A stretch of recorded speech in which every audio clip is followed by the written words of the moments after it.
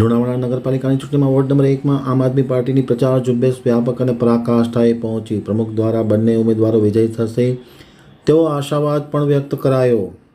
હજી Lunawada આમતક news બ્યુરોમાંથી reporter આશિફનો એક વિસ્તૃત અહેવાલ. મહીસાગર જિલ્લાના લુણાવાડા ખાતે વોર્ડ નંબર 1 માં આમ આદમી પાર્ટી દ્વારા વ્યાપક પ્રચાર ઝુંબેશ કરવામાં આવી છે. જનતાનો પણ સારો સહકાર મળી રહ્યો છે.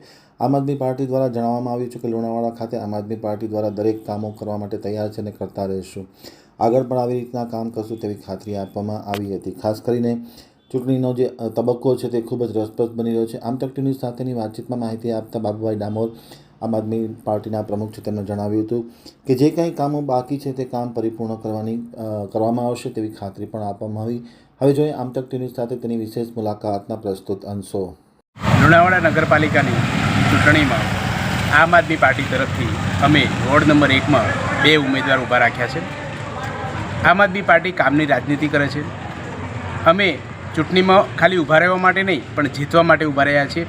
અમારા બંને ઉમેદવારો આજે ઊભા રહ્યા છે ત્યારે નહીં પણ એ પહેલાંથી જ નગરપાલિકામાં કામ કરતા હતા. સક્રિય કાર્યકર તરીકે આમ આદમી પાર્ટીના તો ખરા જ, પણ એક સામાજિક રીતે અથવા તો અહીંયા જે કંઈ નાના મોટા પ્રશ્નો છે એ દરેક પ્રશ્નોને વારંવાર નગરપાલિકામાં ચીફ ઓફિસરને, મામલતદારશ્રીને અથવા કલેક્ટરશ્રીને વારંવાર રજૂઆતો કરતા એવા અમારા ઉમેદવાર છે.